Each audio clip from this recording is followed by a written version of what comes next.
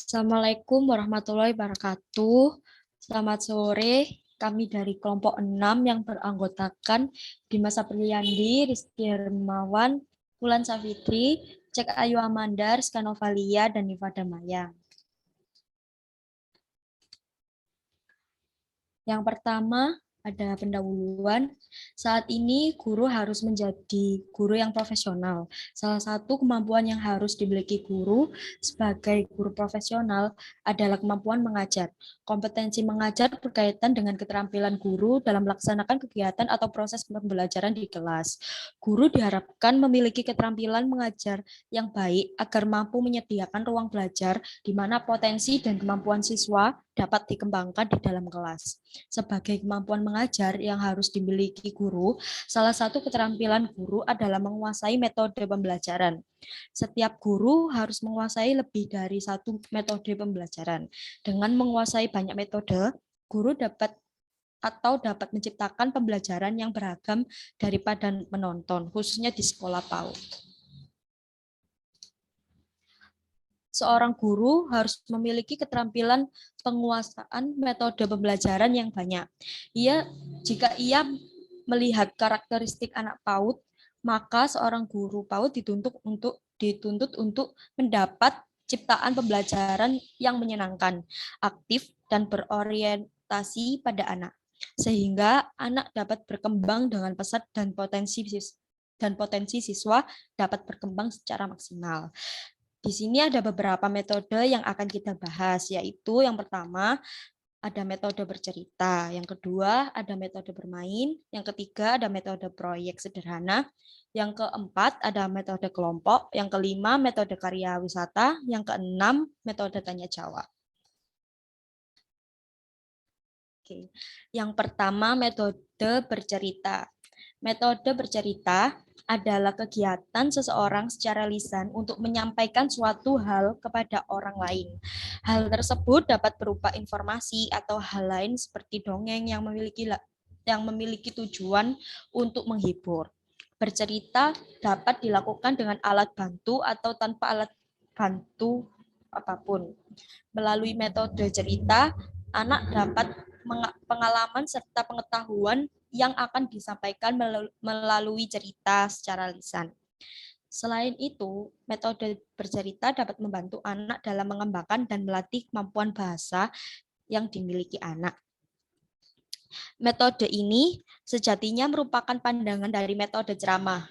Hanya saja terdapat modifikasi dalam bentuk penyampaian menjadi lebih menarik. Media mendukung lainnya yang dapat digunakan metode bercerita adalah boneka tangan.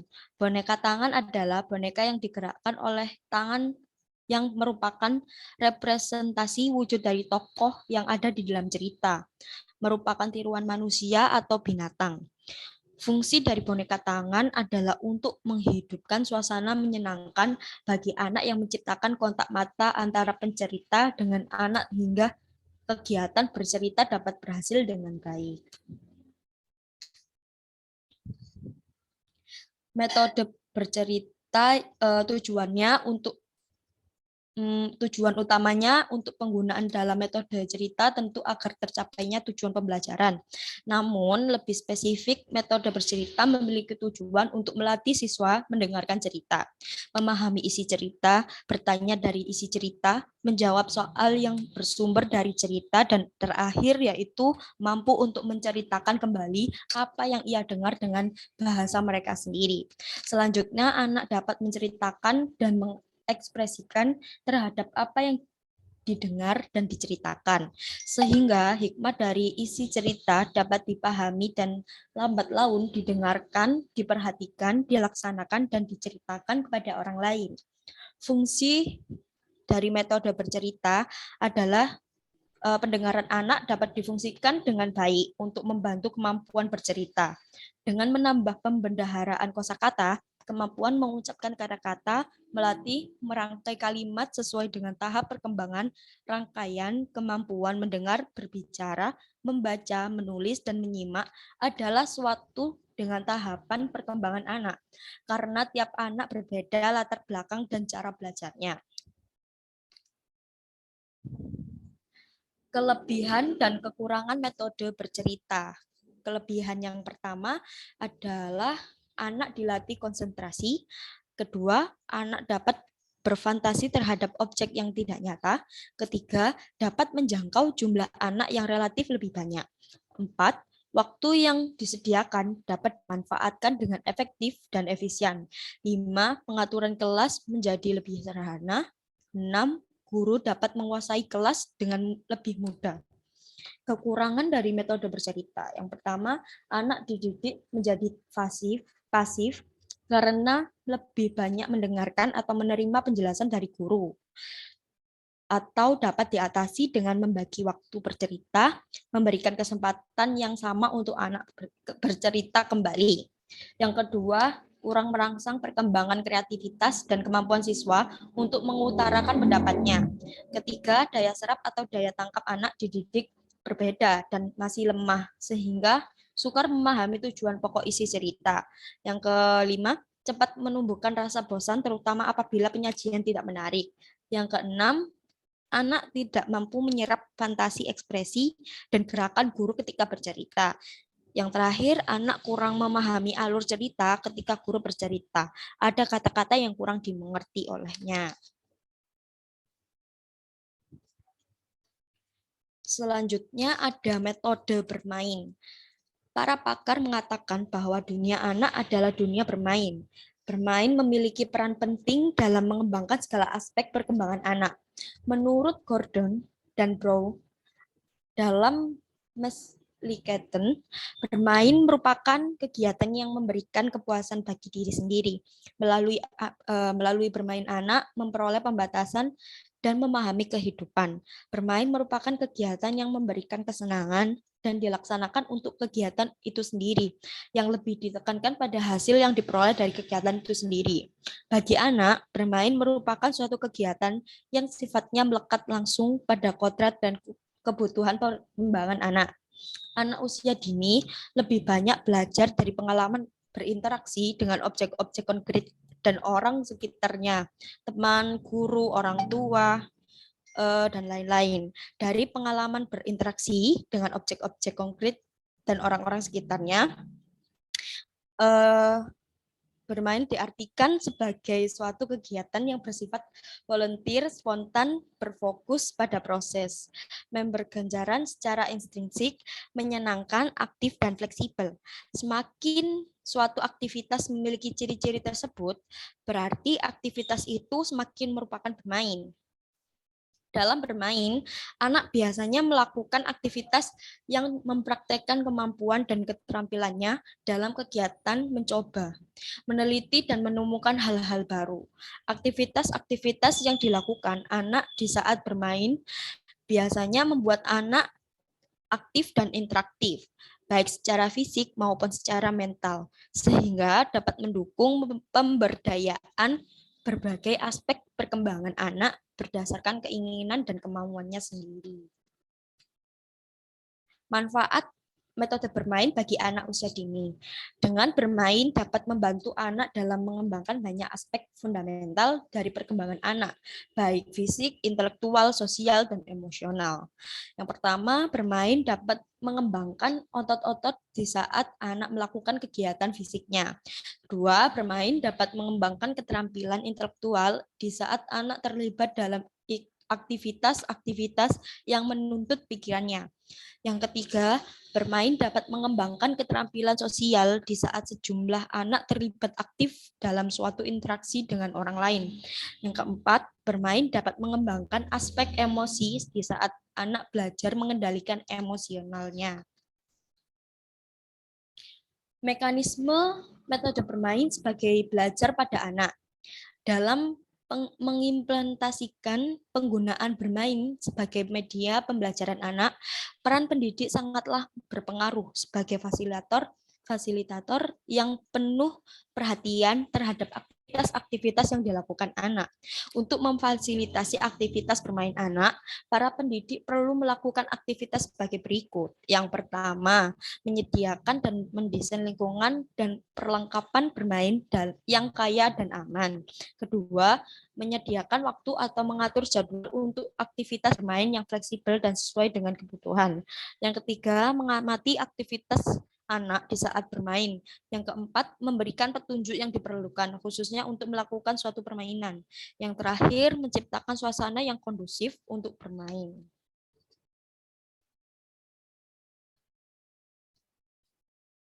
Selanjutnya ada metode proyek sederhana. Metode proyek artinya melakukan pekerjaan. Metode proyek dalam pembelajaran artinya memberikan pekerjaan kepada siswa untuk menyelesaikan suatu persoalan tertentu. Proyek ini dapat dikerjakan secara kelompok atau individu. Di sekolah PAUD, proyek yang diberikan adalah proyek sederhana. Oleh sebab itu, metode pembelajarannya disebut sebagai metode pembelajaran proyek sederhana. Hal-hal yang dapat dilakukan dalam melaksanakan pembelajaran metode proyek sederhana yaitu yang pertama melakukan pengamatan terhadap warna daun atau ada yang hijau, kuning, merah, dan lain-lain. Yang kedua, melakukan kegiatan menjiplak. Yang ketiga, mewarnai gambar atau tumbuh-tumbuhan. Yang keempat, menemukan benda yang memiliki bentuk persegi, segitiga, dan lain-lain. Selanjutnya akan dijelaskan oleh rekan saya. Silahkan Mas Rizky.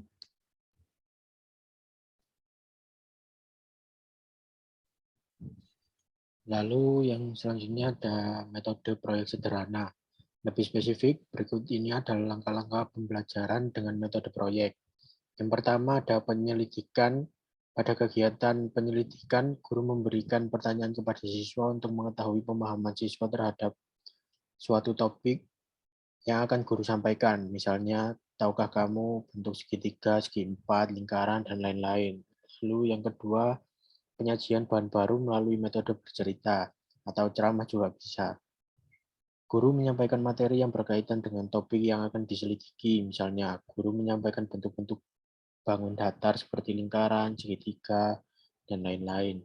Yang ketiga ada asimilasi atau pengumpulan data, kegiatan siswa untuk mencari informasi dengan cara mengamati, mencatat, dan mendokumentasikan segala informasi yang dibutuhkan sebagai tugas yang diberikan oleh guru.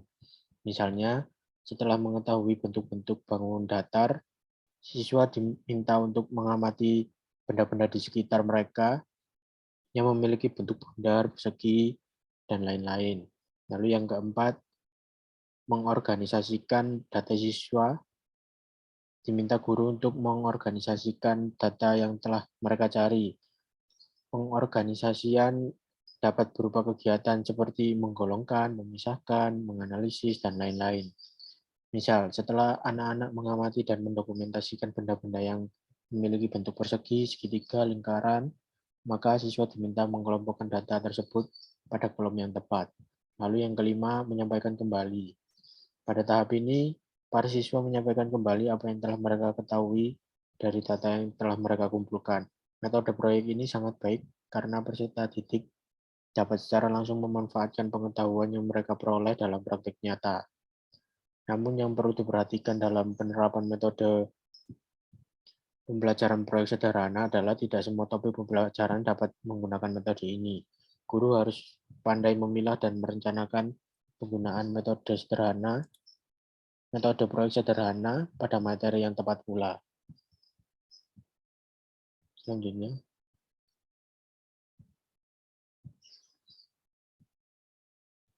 Lalu yang selanjutnya ada metode karya wisata. Metode karya wisata merupakan kegiatan pembelajaran dengan mengamati dunia secara langsung yang meliputi manusia, hewan, tumbuhan, dan benda-benda lain yang ada di lingkungan sekitar. Metode karya wisata memberikan kesempatan pada siswa untuk mengobservasi, mengamati, menemukan secara langsung dengan melihat objek yang mereka pelajari secara langsung. Metode karya wisata merupakan cara penyajian bahan pelajaran dengan membawa murid kepada objek yang akan dipelajari di luar kelas. Oleh sebab itu, pada sekolah PAUD, karya wisata dapat dilaksanakan dengan cara membawa anak-anak menuju objek-objek tertentu sebagai tempat untuk memberikan pengayaan pengetahuan kepada siswa. Metode karya wisata dapat meningkatkan keterampilan berbicara anak.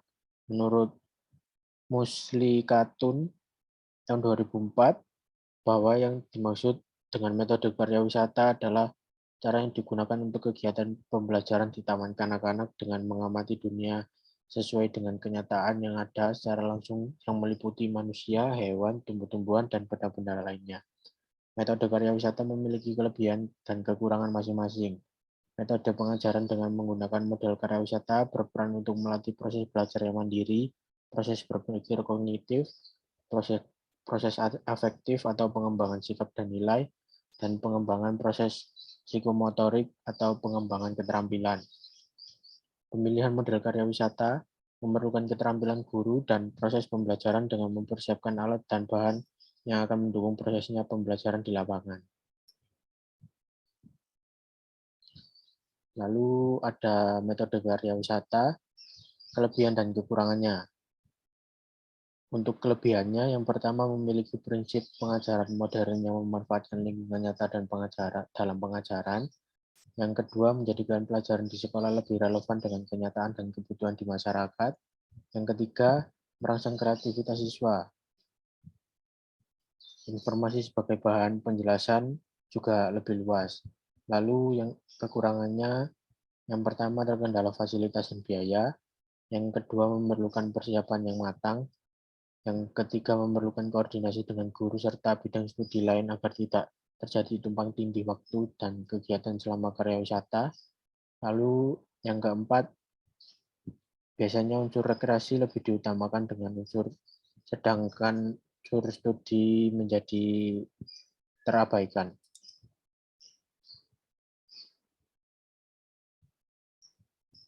Lalu tujuan dari metode karya wisata bagi anak-anak adalah sebagai berikut. Yang pertama, memberi kesempatan pada anak-anak untuk mengamati dan mengobservasi, memperoleh informasi dan mengkaji dunia secara langsung, seperti binatang, tanaman, dan benda-benda di sekitar anak. Dengan berkarya wisata, anak pada taman kanak-kanak memperoleh kesempatan untuk menumbuhkan minat tentang suatu hal, meningkatkan perbendaharaan kata, menambahkan pengetahuan, dan memperluas wawasannya. Lalu untuk memberikan pengalaman belajar yang tidak diperolehnya di dalam kelas. Dan yang terakhir, pembelajaran dengan metode karya wisata dapat mempengaruhi seluruh. Maaf, sepertinya ini terpotong. Jadi langsung kita lanjut saja. Lalu yang selanjutnya ada metode tanya jawab. Metode tanya jawab adalah metode pembelajaran yang dilakukan guru dengan memberikan pertanyaan kepada siswa dan siswanya menjawab. Sebaliknya juga dapat dilakukan dengan memberikan kesempatan kepada siswa untuk bertanya dan gurunya yang menjawab. Atau cara penyajian pembelajaran dalam bentuk pertanyaan yang harus dijawab, terutama dari guru kepada anak. Tetapi dapat pula dari anak kepada guru. Menurut Anas tahun 2014 menyatakan bahwa metode tanya jawab adalah cara penyampaian suatu pelajaran melalui interaksi dua arah dari guru kepada anak maupun anak kepada guru agar diperoleh jawaban kepastian materi. Lalu menurut Sudirman dalam Darmadi tahun 2017 mengatakan bahwa metode tanya jawab adalah cara penyajian pembelajaran dalam bentuk pertanyaan yang harus dijawab, terutama dari guru pada anak. Tetapi dapat pula dari anak kepada guru. Penggunaan metode ini dengan baik dan tepat akan merangsang minat dan motivasi anak dalam belajar. Ada beberapa langkah-langkah penggunaan metode tanya jawab, yaitu yang pertama merumuskan tujuan tanya jawab sejelas-jelasnya dalam bentuk tujuan khusus dan berpusat pada tingkah laku anak. Lalu yang kedua mencari alasan pemilihan metode tanya jawab. Yang ketiga menetapkan kemungkinan pertanyaan yang akan dikemukakan. Yang keempat menetapkan kemungkinan jawaban untuk menjaga agar tidak menyimpang dari pokok persoalan. Lalu yang kelima ada menyediakan kesempatan bertanya bagi anak. Lalu yang terakhir ada menyimpulkan materi jawaban yang relevan dengan tujuan pembelajaran. Kelebihan dan kekurangan metode tanya jawab. Menurut Akbar tahun 2020, keunggulan dan kelemahan metode tanya jawab yaitu yang pertama, pertanyaan dapat menarik dan memusatkan perhatian anak, meskipun anak sedang ribut dan juga mengantuk. Lalu yang kedua, merangsang untuk lebih melatih dan mengembangkan cara berpikir dan daya ingat pada anak.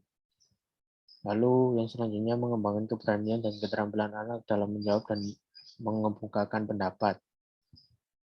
Lalu selanjutnya untuk kelemahannya sendiri, yang pertama ada anak merasa takut apabila tidak dapat mendorong anak menjadi berani dengan menciptakan suasana tidak tegang melainkan akrab. Lalu yang kedua, tidak mudah membuat pertanyaan sesuai dengan tingkat berpikir dan mudah dipahami anak. Lalu yang ketiga, waktu sering terbuang, terutama anak yang tidak dapat menjawab pertanyaan ini sampai 2 atau 3 orang. Lalu yang keempat, jumlah anak yang banyak mungkin tidak cukup waktu yang memberikan pertanyaan kepada setiap anak.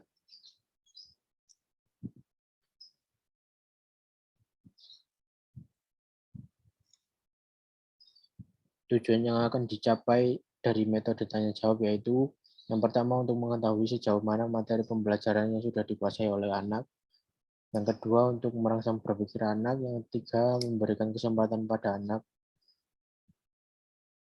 Syarat-syarat metode tanya jawab menurut Lufri dan kawan-kawan tahun 2020. Syarat-syarat metode tanya jawab adalah yang pertama, guru memberikan peluang untuk bertanya kepada anak, kemudian anak lain diberi kesempatan untuk menjawab pertanyaan temannya. Yang kedua, guru merancang pertanyaan yang tepat sesuai dengan tujuan pembelajaran. Yang ketiga, guru menginformasikan terlebih dahulu topik yang akan dibahas agar tidak menyimpang dan dengan pertanyaan dan jawaban yang akan dilontarkan kepada anak. Lalu untuk jurnalnya seperti berikut. Terima kasih, sekian presentasi dari kelompok 6. Wassalamualaikum warahmatullahi wabarakatuh.